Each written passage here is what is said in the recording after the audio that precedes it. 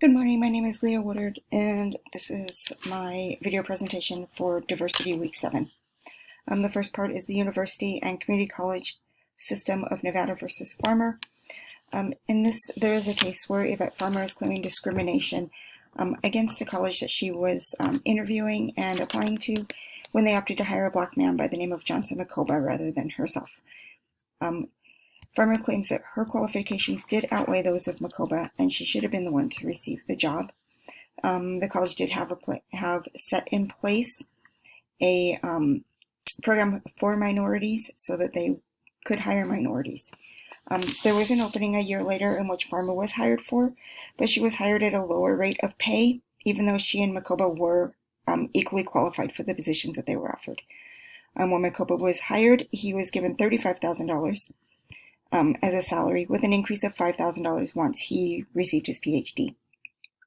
Yet when Farmer was hired, she was only offered $31,000 with a rate increase of $2,000 once she was done with her dissertation.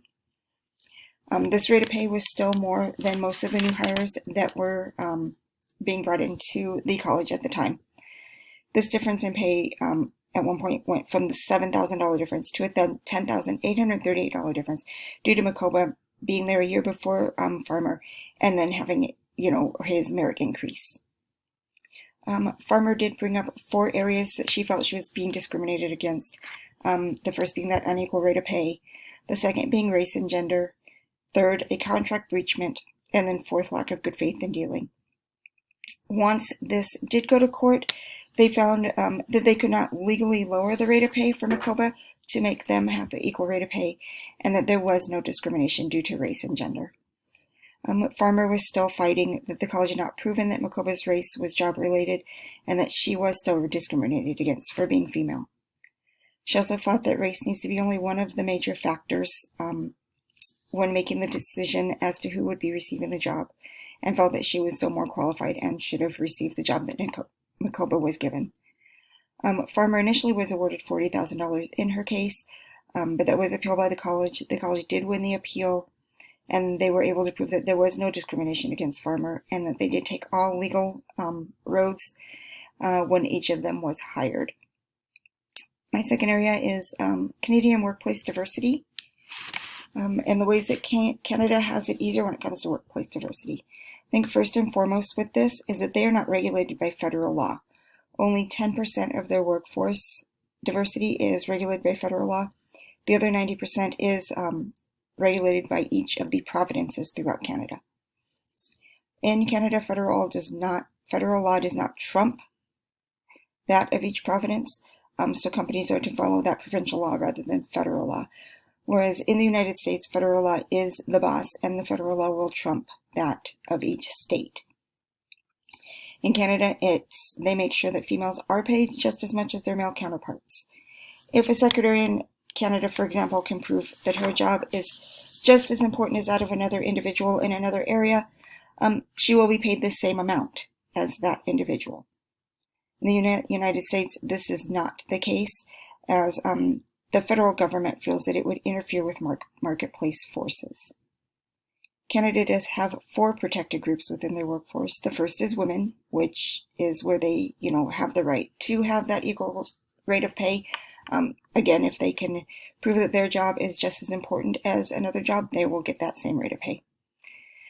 Aboriginal people are also under that protected group, and that would include the Indians, the Inuits, and the Métis. And then people with physical disabilities also are protected.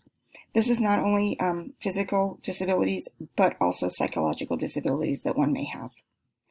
And then the fourth are the visible minorities, such as the Black, the Asians, the Arabs, the Pacific Islanders, and Latin Americans. The Canadian Human Rights Act would also cover those that are LGBTQ and those that would speak French in Canada, as it is one of their main languages. And then my last area is the toys for boys. When I went through and I was looking at different toys for boys, the first I saw was this Laser X. Everyone on the box is of male gender and tough looking, and the box is blue and black and no light girl colors. The description in the for the toy is that it is great to play with your best buddy. Second, I saw Connect Sand. The boys on the box are using tractors to play in the sand. The highlights of this one were to dig, demolish, scoop, crush, and clean up your construction site. Which is definitely aimed at boys and construction, using trucks and tractors. Third, I had the Fortnite ATV vehicle. There's a tough man hanging out of the back of the ATV, and the description is for you to fight your battle royale.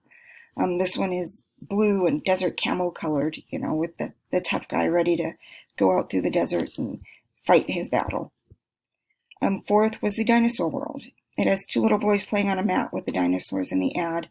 And then throughout the ad, there's also a father playing with his son. The box is covered in dinosaurs and forest and, looks very boy-like and something that would attract little boys. Fifth, I found the My Buddy Blippi. This is a male plush doll that's aimed at boys. It's dressed in blue and orange, and, the description states that it's perfect for your little explorer. And then sixth one I found was a car model play tent. It's a bright yellow tent shaped like a car, to attract little boys, and is actually advertised as a boy gift. Seventh is the Little Tex grill that looks just like Dad's grill. Comes with hamburgers and hot dogs, and, you can grill with Dad and help him make dinner. Eighth was the workshop and tool bench to have cool tools just like Dad. And again, it's aimed at, little boys wanting to be like Dad and fix things around the house, help Mom out. Ninth is the Leonard Workman Weed Whacker. Again, a yard tool with real sounds. Home Depot yellow and orange colors. There, once again, help Dad out in the yard. 10th was the Nerf and Strike Elite Strongram Blaster. The description says that it will keep your boys entertained for hours. The colors of the gun are gray, white, blue, and orange. Then we have the Anki Overdrive Starter Kit, where the description says the young man in your life will absolutely love it. 12th, the Lego City Police High-Speed Chase has a red race car, cop car, and helicopter, as well as lots of male figures. The box is blue with lots of police action and helicopter action on it. 13th was the Cartoon Police Radio Control cars. They're blue police cars with police lights, aimed to get the attention of young boys. The description is that it is perfect for 3-year-old boys with a need for speed. 14th was the Fisher-Price Harley-Davidson Tough Trike.